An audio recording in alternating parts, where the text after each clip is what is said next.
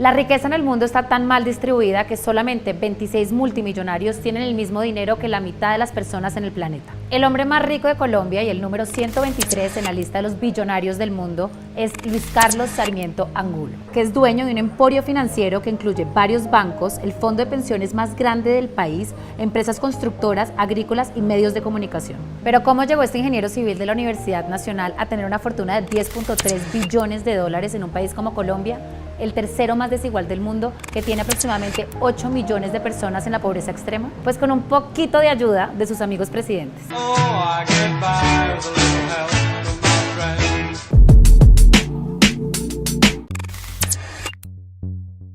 El enriquecimiento de Luis Carlos Sarmiento Angulo comenzó en 1972, cuando en el gobierno de Misael Pastrana se permitió que empresas privadas pudieran hacer préstamos de vivienda a través de la famosa UPAC.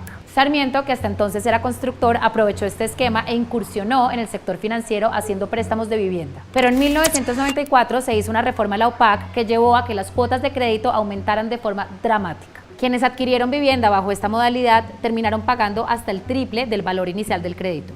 Como muchos de ellos no pudieron pagarlo, perdieron su casa. En la presidencia de Andrés Pastrana se decretó una emergencia económica y se creó el impuesto 2 por 1000 para salvar a las instituciones financieras del caos creado por la UPAC. Un respiro para su amigo Luis Carlos Sarmiento. Pero devolviéndonos un poco, en el gobierno de César Gaviria, Luis Carlos Sarmiento compró distintas instituciones financieras como el Banco de Comercio, que fusionó con el de Bogotá. Y en el gobierno de Samper compró el Banco Popular, siendo el único proponente. Y es que Sarmiento siempre ha sido amigo del poder. Como lo expuso la revista Semana en el 2009, en los ratos libres también se dedica a ser interlocutor de presidentes. Dice que desde Virgilio Barco hasta ahora todos han sido amigos suyos. Participa en redacción de leyes, se siente orgulloso de que en muchas de ellas haya artículos redactados por él y en los últimos años ha dejado oír su voz crítica sobre asuntos medulares del país.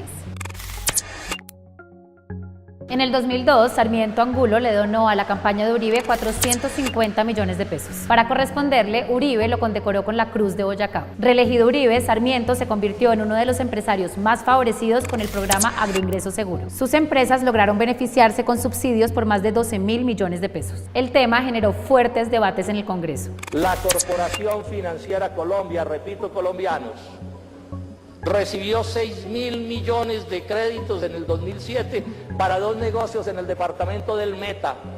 Todo el Meta recibió 17.500 millones, luego a esa sola empresa le tocó más de una tercera parte. ¿Y saben quién es el dueño de la empresa?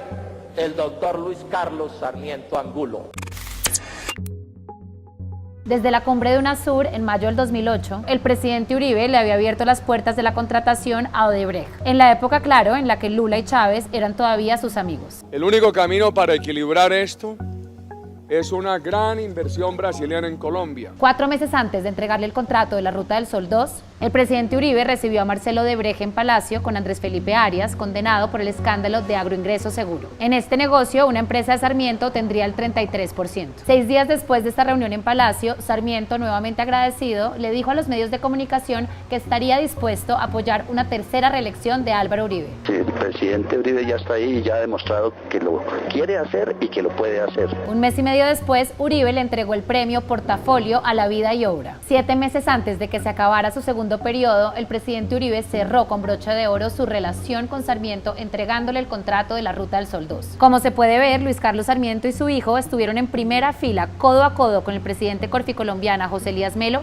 y con el presidente de Odebrecht, Luis Bueno. Quien hizo la presentación del contrato fue el viceministro de Transporte, Gabriel García Morales, condenado por la justicia por recibir 6.5 millones de dólares de coima. En las audiencias de Odebrecht se supo que a través del Banco de Bogotá se pagaron los 2.7 millones de dólares del soborno al ministro García que le correspondían al Grupo Aval como socio de la tercera parte del negocio. Al terminar el gobierno de Uribe, Sarmiento tenía una fortuna cercana a los 5.6 billones de dólares. 1 de cada 50 bogotanos vivía en una casa construida por él y 3 de cada 10 pesos que se depositaban en el país lo hacían en alguno de sus bancos.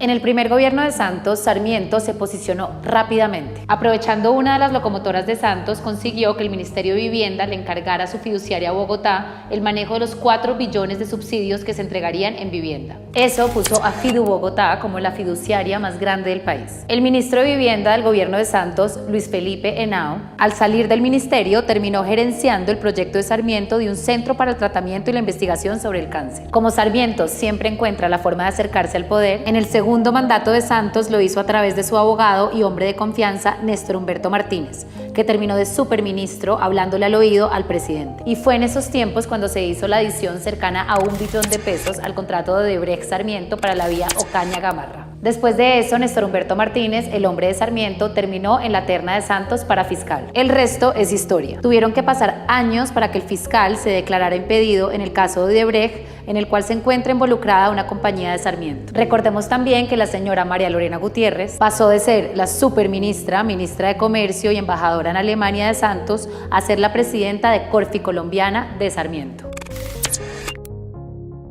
Con préstamos del Grupo Aval se financió el 66% de la campaña de Duque. El ministro de Hacienda, Alberto Carrasquilla, y la vicepresidenta de la República, Marta Lucía Ramírez, fueron miembros de la Junta Directiva del Banco de Bogotá. Y pues ya sabemos que Uribe se encargará de que Duque le dé a Sarmiento el lugar que se merece en este nuevo gobierno. La habilidad de Sarmiento es tal que todas las ramas del poder le rinden pleitesía. El gobierno le da los contratos, el Congreso le hace las leyes y el fiscal lo defiende. Y como si esto fuera poco, también es dueño del medio de comunicación más grande del país. Prueba de ello es que compró El Tiempo en el 2012 para lograr un bajo perfil y aparecer solamente en las páginas sociales como el gran filántropo. Mientras el poder económico siga manejando el Estado, Colombia seguirá siendo un país injusto y desigual.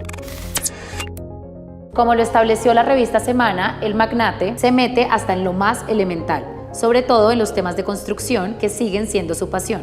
La revista afirmó que Sarmiento tiene la teoría de que la clave de delegar es también saber supervisar. La pregunta que todo el mundo se hace entonces es si Sarmiento, que se autodenomina como un excelente supervisor, nunca supo que desde su banco salieron $2.7 millones para pagarle la coima al ex viceministro García. La historia lo dirá, o tal vez no.